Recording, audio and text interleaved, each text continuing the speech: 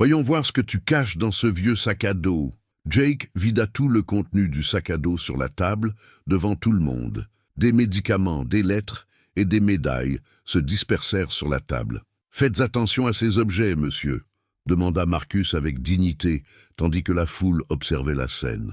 Jake ouvrit le dernier compartiment et en sortit un uniforme militaire parfaitement plié. Ses mains se figèrent lorsqu'il aperçut les insignes des forces spéciales et les médailles militaires. Tony jeta un coup d'œil par-dessus son épaule et pâlit complètement. Ce qu'il ne savait pas, c'est qu'ils étaient en train d'humilier un héros de guerre décoré. Avant de plonger dans l'histoire, laissez un commentaire ci-dessous et dites-nous d'où vous regardez. Cette histoire parle de dignité, de respect et des héros cachés à la vue de tous. Bonne lecture. Marcus Washington traversait l'aéroport international de Washington Dulles avec une posture militaire parfaite. À 78 ans, il marchait d'un pas décidé, ne portant qu'un sac à dos militaire usé. Ses vêtements étaient simples mais propres, un pantalon kaki et une chemise boutonnée repassée. Il s'approcha du comptoir VIP où une jeune femme en uniforme lui souriait avec professionnalisme. « Bonjour monsieur, j'ai ici la confirmation de votre escorte militaire spéciale, » dit-elle en vérifiant son ordinateur. « Votre vol pour Washington est à l'heure. Le colonel Hayes devrait arriver sous peu pour vous escorter. »« Merci, madame.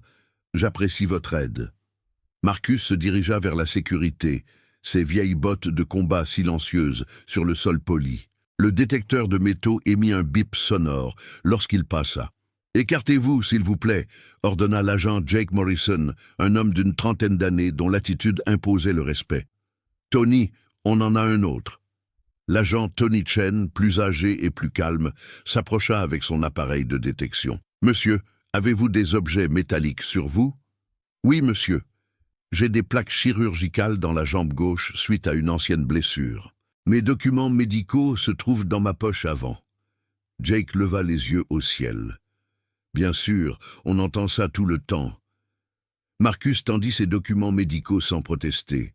Jake y jeta à peine un coup d'œil. « Ce type a l'air suspect, » murmura Jake à Tony, assez fort pour que les autres l'entendent. « Regarde ce vieux sac à dos. » Et il se rend à une réunion militaire à Washington. Tony vérifia son écran d'ordinateur. « Jake, son dossier est classé confidentiel. Il est écrit Marcus J. Washington, dossier classifié, habilitation requise. » Exactement, c'est ce qui rend ça suspect. Ce sont probablement de faux documents. L'agent Sarah Collins, une jeune femme qui travaillait à proximité, observait la scène avec une inquiétude grandissante. Quelque chose dans la posture de Marcus, droit, respectueux, patient, lui rappelait son propre grand-père. « Monsieur, » dit Jake d'un ton autoritaire, « nous devons procéder à une inspection complète de vos effets personnels. Cela va prendre un certain temps. » Marcus acquiesça calmement. « Je comprends, agent Morrison. Je me ferai un plaisir de coopérer. » Ce que Jake ignorait, c'est que Marcus avait passé 30 ans dans des opérations militaires secrètes. Le vieil homme qui se tenait tranquillement devant lui avait mené des missions de sauvetage qui avaient permis de sauver des dizaines de vies américaines derrière les lignes ennemies. Mais Jake était sur le point d'apprendre que juger un livre à sa couverture peut être la plus grande erreur de sa vie. Jake entraîna Marcus vers une table métallique à la vue de tous les passagers qui attendaient. « Où allez-vous exactement à Washington ?» demanda Jake. « J'ai une cérémonie militaire officielle au Pentagone, monsieur. »« Au Pentagone ? D'accord. Et quel genre de cérémonie ?» Marcus garda un ton neutre. « Une cérémonie de reconnaissance. Le colonel Hayes a organisé mon escorte. » Jake éclata de rire. « Le colonel Hayes ? Laissez-moi deviner, c'est une amie ?»« Non, monsieur, c'est mon officier de sécurité. » Tony regarda à nouveau son écran. « Jake, le dossier de ce type est vraiment confidentiel. Je ne peux pas accéder à la plupart de ces dossiers militaires. C'est parce qu'ils sont probablement faux, » dit Jake à voix haute. « Regarde-le. Tu crois vraiment que ce vieux type a fait son service militaire ? » « J'ai servi pendant 30 ans, monsieur. De 1968 à 1998. » Jake ricana. « 30 ans ? À faire quoi exactement ? » « Dans les opérations spéciales, monsieur. La plupart sont encore classées secrètes. Les opérations spéciales. Jake se tourna vers la foule qui s'amassait. Ce type se prend pour une sorte de héros de guerre. Marcus se mit au garde à vous, les mains derrière le dos. Je n'ai jamais dit que j'étais un héros, monsieur. Alors qu'est-ce qui te rend si spécial pour avoir besoin d'une escorte militaire? Je ne suis pas sûr d'être la personne la mieux placée pour répondre à cette question, monsieur. Tony murmura à Jake. On devrait peut-être attendre que ce colonel Hayes se montre. Pas question. Je ne vais pas me laisser avoir par une histoire bidon. Jake croisa les bras. Si vous êtes vraiment militaire, prouvez-le. Marcus désigna son sac à dos. Mon dossier militaire et mon uniforme sont là-dedans, monsieur. Alors, montrez-les-nous. Ici et maintenant. Sarah Collins observait la scène depuis son poste. Quelque chose clochait dans toute cette histoire. Le vieil homme était trop calme, trop respectueux. Les vrais criminels ne se comportaient pas ainsi. « Monsieur, pouvons-nous discuter en privé ?» demanda Marcus. « Non. Si vous n'avez rien à cacher, vous n'avez rien à craindre de montrer à tout le monde. » Marcus redressa les épaules. « Très bien, monsieur. » Jake sourit. Il était sur le point de prouver que ce vieil homme était un imposteur. Jake attrapa le sac à dos de Marcus et le posa sur la table. Une foule de passagers se rassembla pour regarder. « Voyons voir ce que vous cachez, vieil homme. » Marcus resta silencieux, tandis que Jake ouvrait le compartiment principal. « Faites attention à ces objets, monsieur. Certains sont très personnels. Je les manipule comme je veux, » rétorqua Jake. Il sortit d'abord un flacon de médicaments pour le cœur. « Des problèmes cardiaques, hein? Vous feriez mieux d'être dans une maison de retraite plutôt que de prendre l'avion. » Certains passagers se mirent mal à l'aise. Une femme âgée murmura à son mari « Ça ne me semble pas normal. » Vint ensuite une petite photo encadrée, enveloppée dans un tissu. Jake commença à la déballer brutalement. « Monsieur, c'est une photo de mon unité. Pourriez-vous... » « Je regarde ce que je veux. » Jake la posa sans l'ouvrir complètement. Puis, il trouva un livre de poésie usé. De la poésie. Quel genre de soldat lit de la poésie? Ça m'a aidé à traverser des moments difficiles, monsieur. Jake le jeta de côté et sortit un paquet de vieilles lettres attachées avec de la ficelle. Des lettres d'amour de votre petite amie. Marcus serra légèrement les mâchoires. Ce sont des lettres des familles de soldats morts sous mon commandement, monsieur. Bien sûr, c'est ça. Jake brandit les lettres pour que tout le monde puisse les voir. Marcus ferma brièvement les yeux. C'étaient ses biens les plus précieux. Sarah Collins s'approcha. « Agent Morrison, est-ce vraiment nécessaire? »« Restez là, Collins, je sais ce que je fais. » Tony regarda à nouveau son ordinateur. « Jake, on devrait peut-être... » J'ai dit que je m'en occupais. Marcus restait parfaitement immobile, mais ses mains étaient crispées derrière son dos. Ces lettres contenaient les dernières paroles de jeunes hommes morts en sauvant d'autres personnes. Qu'est-ce que tu as d'autre là-dedans? Jake fouilla plus profondément dans le sac. Un homme plus âgé dans la foule prit la parole. « Mon garçon, cet homme a plus de dignité que tu n'en auras jamais. » Le visage de Jake devint rouge. Que tout le monde s'occupe de ses affaires. Mais Marcus restait là, impassible. Ce que Jake ignorait, c'est que Marcus avait connu bien pire que l'humiliation. Il avait affronté les balles. Jake fouilla plus profondément dans le sac à dos et en sortit une lourde clé en laiton portant des inscriptions militaires. « C'est pourquoi ça? Ton coffre au trésor secret ?» Marcus répondit doucement. « Cette clé ouvre le mémorial dédié à mes hommes, monsieur. » « Tes hommes? Quels hommes? Les soldats qui sont morts sous mon commandement. » Jake éclata de rire. « Tu veux que je te croie? » Il jeta la clé sur la table et saisit un dossier contenant de vieux documents médicaux. Vietnam, 1973 à 1976. Cambodge, 1974 à 1975. Il lut les lieux à haute voix. « Tu as voyagé, n'est-ce pas? »« Je suis allé là où mon pays m'a envoyé, monsieur. » Vint ensuite un petit carnet. Jake feuilleta les pages couvertes de notes manuscrites. « Opération Silent Ghost. Opération Delta Rescue. Jake lut les noms d'un ton moqueur. Vous avez inventé tout ça? C'était des missions classifiées, monsieur. Classifiées. Jake leva les yeux au ciel. Tout est classifié avec vous. Au fond du sac, il trouva une petite boîte en métal. Lorsqu'il l'ouvrit sans précaution, une petite médaille tomba et heurta le sol. Pour la première fois, Marcus s'avança. « S'il vous plaît, monsieur, faites attention à ça. » Jake ramassa la médaille. « Qu'est-ce que cette vieille chose a de si spécial? Elle appartenait au soldat Thompson. Il avait 19 ans. Et alors, ça vaut combien? » Marcus regarda Jake droit dans les yeux. « Elle vaut la vie d'un garçon qui est mort pour sauver la mienne. » La foule se tut. Même Jake marqua une pause. « Il s'est jeté sur une grenade pour sauver 3 d'entre nous, » continua Marcus. « Sa mère m'a donné cette médaille à ses funérailles. Elle m'a dit que je devais la garder parce que Tommy l'aurait voulu. » Tony se dandina, mal à l'aise. « Jake, on devrait peut-être... » Je n'ai pas fini. Mais la voix de Jake était moins assurée. Sarah Collins s'approcha. Quelque chose dans la façon dont Marcus parlait du garçon mort la poussait à croire chaque mot. « Qu'est-ce que tu caches d'autre là-dedans » demanda Jake, mais ses mains tremblaient légèrement. Jake trouva un compartiment zippé qu'il n'avait pas remarqué auparavant. À l'intérieur se trouvait un uniforme militaire parfaitement plié. « Tiens, regardez ce que nous avons là. » Il sortit l'uniforme et le brandit pour que tout le monde puisse le voir. La veste était couverte d'insignes, de médailles et de rubans.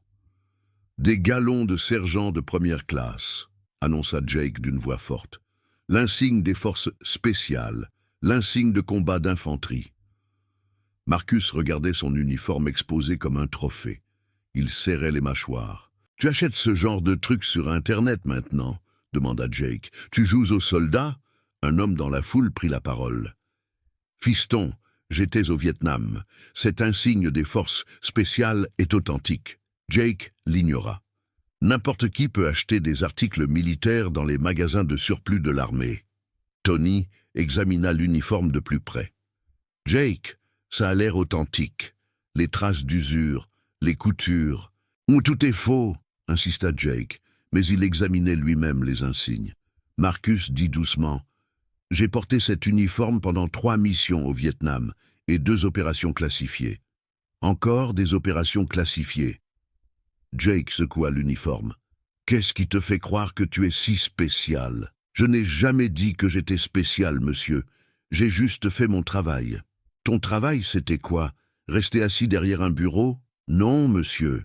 Diriger des missions de sauvetage derrière les lignes ennemies. » La foule était maintenant complètement silencieuse. Jake regarda autour de lui et réalisa que tout le monde le fixait, pas Marcus. « Vous me dites que vous êtes une sorte de héros de guerre? Je vous dis que j'ai servi mon pays, monsieur. » Jake brandit à nouveau l'uniforme. « Tout ça, c'est faux. Les insignes, les médailles, l'histoire. » Mais alors qu'il parlait, il remarqua quelque chose. Le nom inscrit sur l'uniforme était Washington, en lettres effacées. Il correspondait à l'identité que Marcus lui avait montrée. Tony vérifia à nouveau son écran.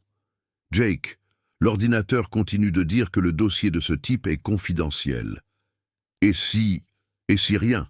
l'interrompit Jake. « Je sais reconnaître un faux quand j'en vois un. » Mais les mains de Jake tremblaient, tandis qu'il pliait l'uniforme. Quelque chose n'allait vraiment pas. Tony regarda à nouveau l'étiquette de l'uniforme. SGT, une ST classe M Washington, était cousu en lettres militaires réglementaires. Il le compara à la carte d'identité militaire de Marcus. Jake, tout correspond. Le nom, le grade, même le numéro matricule. Et alors, n'importe qui peut falsifier ça. Tony tapa sur son ordinateur. Je lance une autre recherche sur son dossier militaire. L'écran afficha « Dossier classé, accès refusé. Contactez les services de renseignement militaire. » Jake, regarde ça. Pourquoi le dossier d'un faux soldat serait-il classé?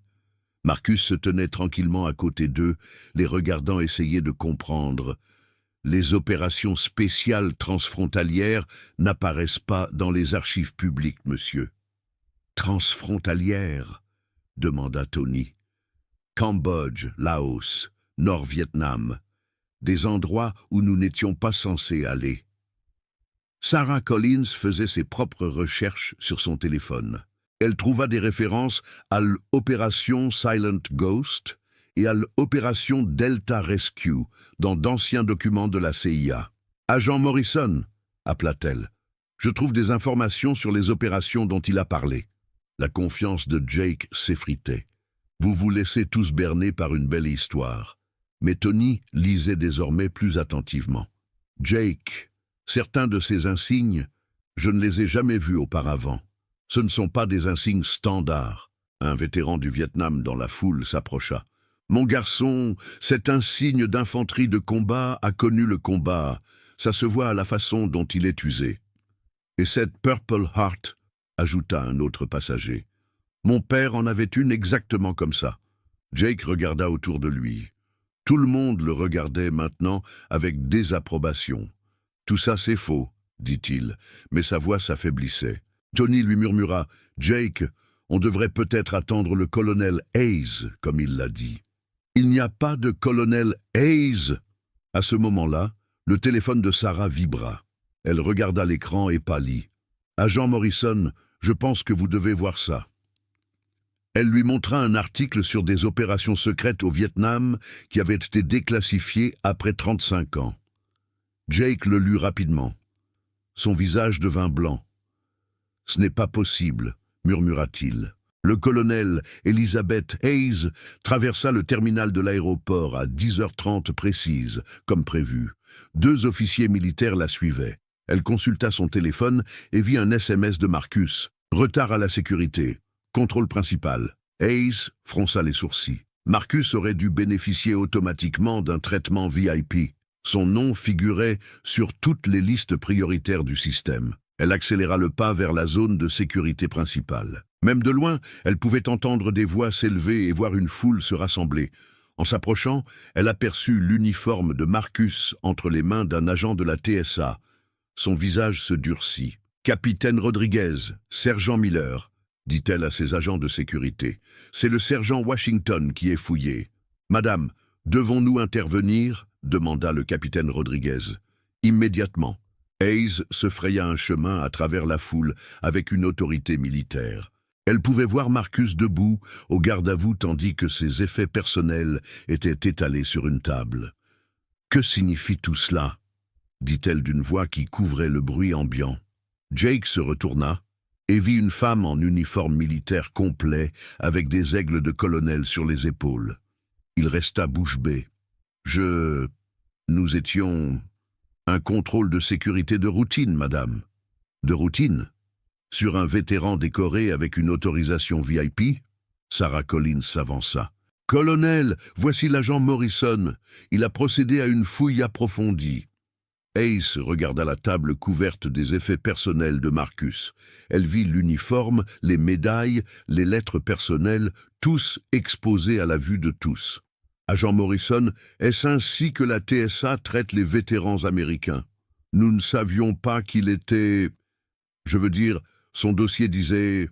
son dossier était classé secret, car le dossier militaire du sergent Washington n'a été déclassifié qu'il y a 1 mois, après 35 ans. » Tony devint complètement pâle.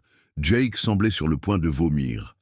Hayes s'approcha de Marcus et le salua correctement. « Sergent Washington, je vous présente mes excuses pour ce retard et pour ce traitement inapproprié. » Marcus rendit le salut avec une précision parfaite. « Colonel Hayes, merci d'être venu. Ce n'est qu'un malentendu. » Mais tout le monde dans la foule savait qu'il s'agissait de bien plus qu'un malentendu. Le colonel Hayes s'avança avec une autorité totale. Sa voix imposa le silence à toutes les personnes présentes. « Agent Morrison, vous détenez l'uniforme du premier sergent Marcus Washington. Est-ce exact ?» Jake balbutia. « Oui, madame, mais nous suivions les procédures de sécurité. » « Les procédures de sécurité ?» Hayes l'interrompit. Le premier sergent Washington devait bénéficier du protocole VIP. Pourquoi cela n'a-t-il pas été le cas? Elle sortit les documents officiels de l'escorte militaire et les tendit à Jake. Ses mains tremblaient tandis qu'il les lisait. Ce document indique clairement que le sergent Washington bénéficie d'une autorisation prioritaire pour être escorté par l'armée jusqu'à Washington DC. Tony s'avança. « Madame, son dossier était classé secret. Nous n'avons pas pu vérifier. » Son dossier est classé secret parce que le premier sergent Washington a mené des opérations spéciales qui ont été top secrètes pendant 35 ans. Ace se tourna vers Marcus avec un profond respect. « Premier sergent Washington, je vous présente mes sincères excuses pour ce retard et pour le traitement inapproprié de vos effets personnels. » Marcus se redressa et salua. « Colonel Hayes, je vous remercie d'être venu. Il n'y a pas de mal. » Hayes lui rendit son salut avec précision. « Il y a eu du tort, sergent. Vos effets personnels militaires n'auraient jamais dû être exposés publiquement. » Elle se retourna vers les agents de la TSA. « Le premier sergent Washington se rendra demain à la Maison-Blanche pour recevoir la médaille d'honneur. » La foule retint son souffle. Même Jake resta bouche bée. « La médaille d'honneur » murmura Sarah Collins. « La plus haute distinction militaire américaine » confirma Hayes. « Pour héroïsme exceptionnel au combat. » Jake regarda l'uniforme dans ses mains, puis Marcus, puis l'uniforme à nouveau. Son visage était complètement pâle. « Je ne savais pas. »« Non, vous ne saviez pas, » dit Ace fermement. « Mais vous auriez pu demander respectueusement au lieu de supposer. » Marcus parla doucement. « Colonel, ces agents faisaient leur travail. Je comprends leur position. » Ace acquiesça. « Vos effets personnels doivent vous être rendus immédiatement, avec tout le respect qui leur est dû. » Ace parla clairement afin que tout le monde puisse entendre toute la vérité.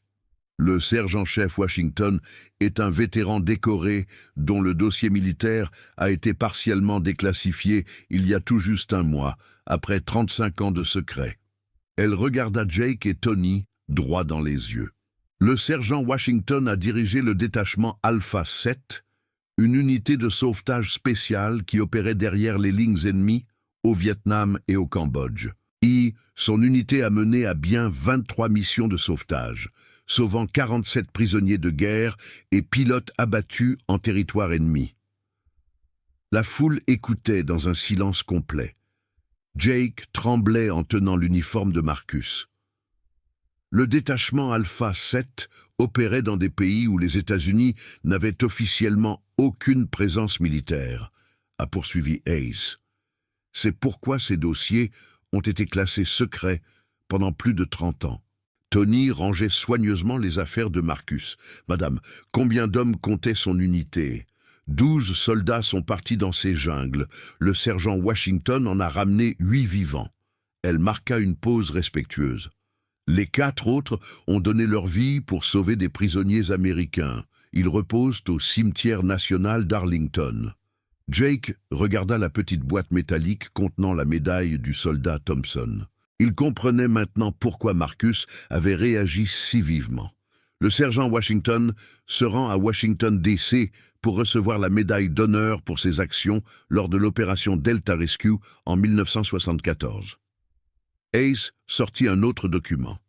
Lorsque son unité a été prise en embuscade au Cambodge, le sergent Washington a sauvé à lui seul 5 de ses camarades blessés sous le feu nourri de l'ennemi. Il a effectué 6 voyages en territoire ennemi pour mettre ses hommes en sécurité. Sarah Collins s'avança. 6 voyages sous le feu ennemi, alors qu'il était lui-même blessé, ajouta Hayes. Il a reçu des éclats d'obus dans la jambe, mais a refusé d'être évacué avant que tous ses hommes ne soient en sécurité. Jake regarda Marcus avec une nouvelle compréhension.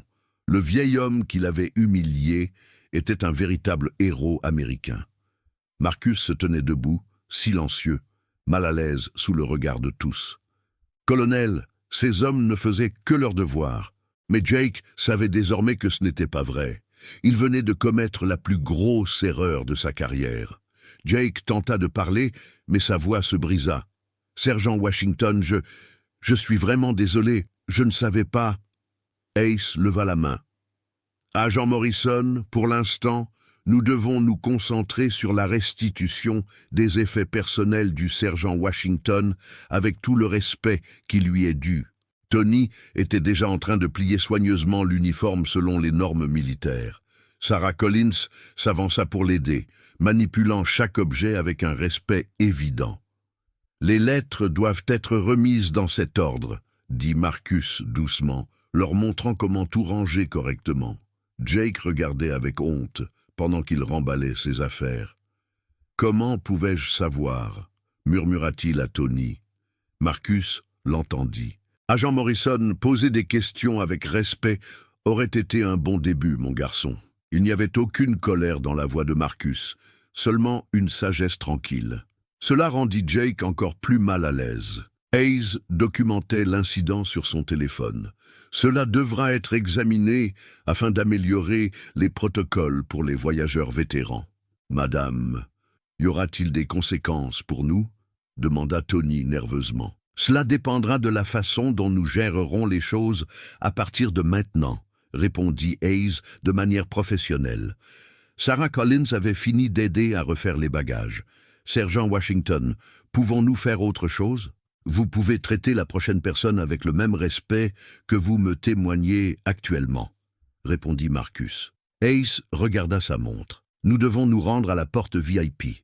Notre vol décolle dans 30 minutes. » Jake tendit personnellement le sac à dos à Marcus. « Monsieur, je veux que vous sachiez que je n'oublierai jamais cette leçon. » Marcus accepta son sac et regarda Jake dans les yeux. « Mon garçon, nous commettons tous des erreurs. Ce qui compte, c'est ce que nous en tirons. » La foule commença à se disperser, mais de nombreuses personnes s'approchèrent de Marcus pour lui serrer la main ou le remercier pour son service. Hayes guida Marcus vers la zone VIP. « Sergent, 3 de vos coéquipiers de l'Alpha 7 vous attendent à la porte. Ils sont arrivés ce matin. » Les yeux de Marcus s'illuminèrent pour la première fois de la journée. « Rodriguez, Chen et Williams sont arrivés. Tous les 3. Ils n'auraient démanqué cette cérémonie pour rien au monde. » Alors qu'il s'éloignait, Jake resta immobile, profondément marqué par sa rencontre avec un véritable héros américain. Alors qu'il se dirigeait vers la porte VIP, Hayes raconta toute l'histoire de l'héroïsme de Marcus. Le sergent Washington va recevoir la médaille d'honneur pour ses actions lors de l'opération Delta Rescue en mai 1974. Marcus marchait silencieusement à ses côtés, toujours mal à l'aise sous le feu des projecteurs. Son unité de 12 hommes avait été envoyée au Cambodge pour secourir des pilotes américains abattus au-dessus du territoire ennemi. Hayes poursuivit, tandis qu'il traversait la section VIP, plus calme. Les services de renseignement avaient indiqué que 3 pilotes étaient détenus dans un camp de prisonniers à 25 km à l'intérieur du Cambodge. Mais c'était un piège. Les forces ennemies les attendaient. Marcus prit enfin la parole. « Nous sommes tombés droit dans une embuscade. Ils savaient que nous arrivions. » Lorsque les tirs ont commencé, 5 des hommes du sergent Washington ont été blessés dans les 30 premières secondes. Hayes s'arrêta près d'un coin salon. La plupart des chefs d'unité auraient ordonné l'évacuation immédiate. Mais le sergent Washington a refusé d'abandonner qui que ce soit. « Je ne pouvais pas abandonner mes hommes, » dit simplement Marcus. « Ce n'est pas notre façon de faire. » Hayes le regarda avec un profond respect. Il a fait 6 allers-retours sous le feu ennemi pour transporter ses camarades blessés jusqu'au point d'évacuation. Chaque trajet était de plus de 200 mètres à travers un terrain découvert, sous les tirs des soldats ennemis. Lors du 4e trajet, il a été touché à la jambe par des éclats d'obus. Lors du 5e, il a été touché à l'épaule. Marcus secoua la tête. Ces garçons valaient plus que mon confort. Lors de son dernier voyage, il a transporté le soldat Thompson, qui avait été touché à la poitrine. La voix de Hayes s'est faite plus douce. Thompson est mort dans les bras du sergent Washington juste au moment où l'hélicoptère arrivait. Mais grâce à lui, les 5 blessés ont tous survécu. Marcus s'est arrêté de marcher.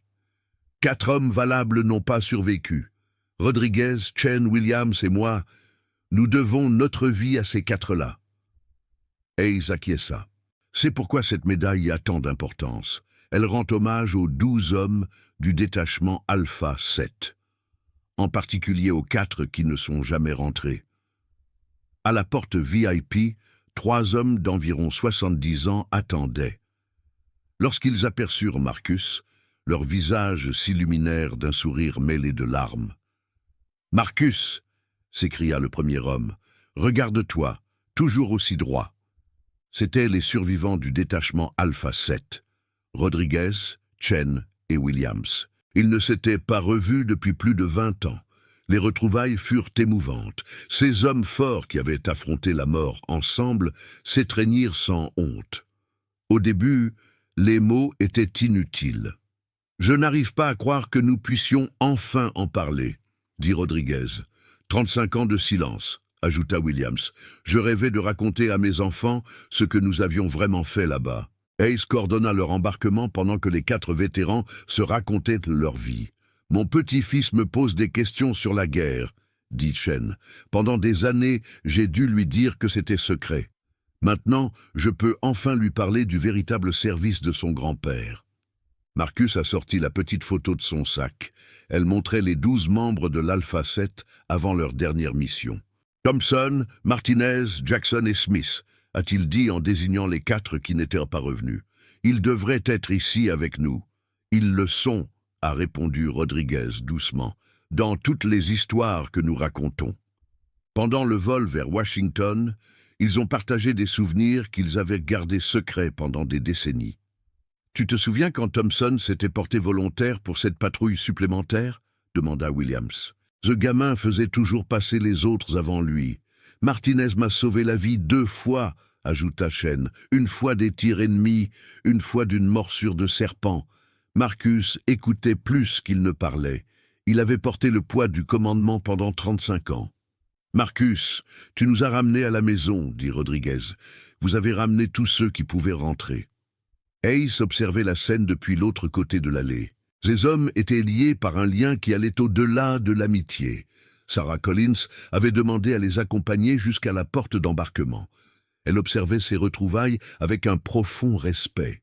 « Je n'ai jamais rien vu de tel, » dit-elle à Hayes. « La façon dont ils se regardent. »« Le combat crée des liens qui durent pour toujours, » expliqua Hayes.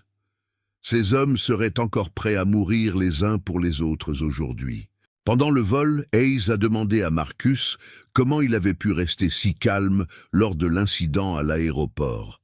« Sergent Washington, comment avez-vous pu garder votre sang-froid alors que l'agent Morrison vous traitait si mal ?»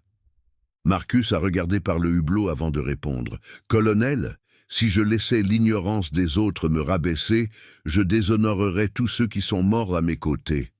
Ces garçons ont connu bien pire que l'embarras. Ils ont affronté les balles pour sauver des vies. » Rodriguez acquiesça. « Marcus nous a toujours enseigné que la dignité vient de l'intérieur, pas de la façon dont les autres vous traitent. Le véritable service, c'est faire ce qui est juste, même quand personne ne vous regarde, » poursuivit Marcus. « Même quand cela vous coûte tout. » Hayes se pencha en avant. « Que voulez-vous dire par là ? » « Eh bien, madame, l'héroïsme, c'est généralement une personne ordinaire qui fait ce qu'il faut, même quand c'est difficile. » Williams prit la parole. « Marcus n'a jamais demandé de reconnaissance. Il a simplement fait son travail. Pendant 35 ans, personne ne pouvait savoir ce que nous faisions vraiment, » ajouta Chen. « Mais Marcus ne s'est jamais plaint du secret. » Marcus secoua la tête. « La mission n'a jamais été une question de reconnaissance. Il s'agissait de ramener nos garçons à la maison. » Hayes réfléchit à cela. « Vous voulez dire que le véritable service n'a pas besoin de reconnaissance. Le vrai service, c'est faire ce qui doit être fait, que quelqu'un le remarque ou non. Comme aujourd'hui à l'aéroport, » dit Rodriguez. « Vous auriez pu vous mettre en colère, exiger un traitement spécial. Mais cela n'aurait aidé personne à apprendre quoi que ce soit, » répondit Marcus. Hayes prenait des notes. « Cette perspective doit être partagée avec davantage de personnes. Les gens voient ce qu'ils s'attendent à voir, » dit Marcus. « Ce jeune agent a vu un vieil homme avec un sac à dos usé. Il n'a pas vu un soldat, il n'a pas vu le grand-père de quelqu'un, il n'a vu que ses propres préjugés. » « Mais les préjugés fonctionnent dans les 2 sens, » fit remarquer Williams. Nous avons supposé qu'il était simplement méchant. Marcus acquiesça. Peut-être qu'il avait peur. Peut-être qu'il essayait simplement de faire son travail correctement. Ace sourit. Vous lui accordez le bénéfice du doute? Tout le monde le mérite, madame. Tout le monde. De retour à l'aéroport de Dulles, Sarah Collins s'était déjà mise au travail pour changer les choses. Elle avait appelé son supérieur immédiatement après le départ de Marcus. Nous avons besoin de nouveaux protocoles pour traiter les passagers âgés et les anciens combattants, avait-elle déclaré. Ce qui s'est passé aujourd'hui ne doit plus jamais se reproduire. Sarah rédigea un rapport détaillé sur l'incident en insistant sur la nécessité d'une meilleure formation. Jake Morrison était assis dans la salle de pause, les yeux fixés sur ses mains. Tony le trouva là 1 heure plus tard. « Jake, ça va? Je n'arrête pas de penser à ce que j'ai fait à cet homme. Un vrai héros de guerre. » Tony s'assit à côté de lui. « Nous avons tous les deux commis des erreurs aujourd'hui. J'étais tellement sûr qu'il mentait. J'étais tellement convaincu d'avoir raison. » Ce soir-là, Jake rentra chez lui et fit des recherches sur tout ce qu'il pouvait trouver sur les opérations spéciales au Vietnam. Il lut des articles sur des hommes qui étaient morts en sauvant d'autres personnes. Il trouva des articles sur des soldats qui n'avaient pas pu parler de leur service pendant des décennies en raison des règles de confidentialité. « J'ai traité un héros comme un criminel, » dit-il à sa femme. « J'ai humilié un homme qui a sauvé des vies. » La semaine suivante, Jake s'inscrivit à des cours de sensibilisation. Il se porta volontaire pour aider à créer de nouvelles procédures de contrôle des anciens combattants. Sarah Collins fut promue à la tête d'un nouveau programme de formation des agents de la TSA sur les questions relatives aux anciens combattants et aux droits des passagers âgés. Tony a élaboré un protocole spécial pour identifier les militaires et s'assurer qu'ils soient traités avec le respect qui leur est dû. La vidéo de l'incident filmé par des passagers est devenue virale sur les réseaux sociaux. Mais au lieu de jeter le discrédit sur Jake, elle a mis en avant la dignité de Marcus. Les commentaires ont afflué, les gens partageant leurs propres expériences de préjugés basées sur l'apparence.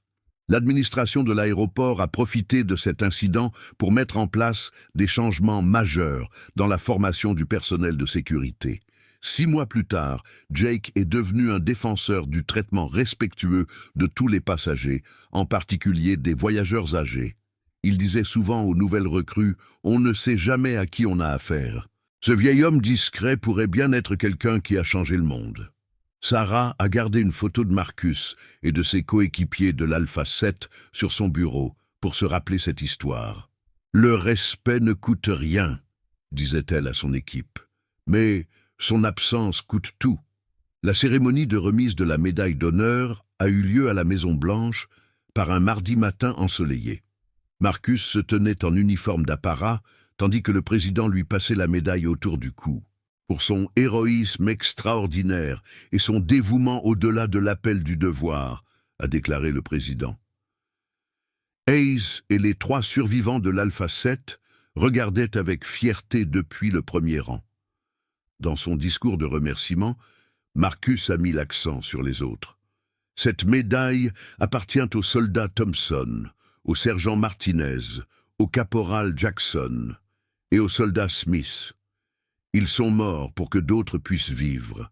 Ils étaient des jeunes hommes qui avaient choisi de servir une cause plus grande qu'eux-mêmes. Après la cérémonie, Sarah Collins s'est approchée de Marcus. Elle avait pris l'avion pour Washington spécialement pour ce moment. « Sergent Washington, je tenais à vous remercier personnellement. » « Pourquoi, agent Collins ? » « Pour m'avoir montré ce qu'est la véritable dignité. Vous avez changé ma vision de mon travail. » Marcus sourit. « Agent Collins, vous avez le pouvoir de protéger la dignité des gens chaque jour. Utilisez-le à bon escient. »« Je le ferai, monsieur. Je vous le promets. » Cet après-midi-là, Marcus utilisa sa clé spéciale en laiton pour ouvrir le mémorial privé du cimetière national d'Arlington. Rodriguez, Chen et Williams le rejoignirent alors qu'il déposait des fleurs fraîches sur 4 tombes. « Thompson, Martinez, Jackson, Smith », dit-il doucement en prononçant leurs noms. « Vos familles connaissent enfin la vérité sur ce que vous avez fait. Les 4 hommes restèrent silencieux, se remémorant leurs amis qui n'étaient jamais rentrés chez eux.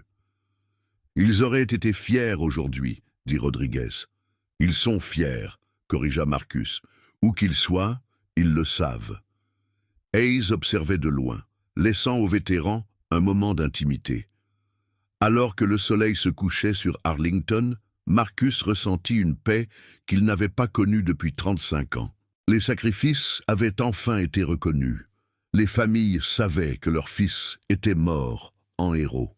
De retour à l'aéroport de Dulles, Jake Morrison formait un nouveau groupe d'agents de la TSA. « N'oubliez pas, leur dit-il, chaque personne qui passe par ici a une histoire. Certaines sont des héros, d'autres sont en difficulté, toutes méritent le respect. » Sur son bureau se trouvait une coupure de journal relatant la remise de la médaille d'honneur à Marcus. Elle lui rappelait chaque jour qu'on ne sait jamais qui pourrait changer notre vie.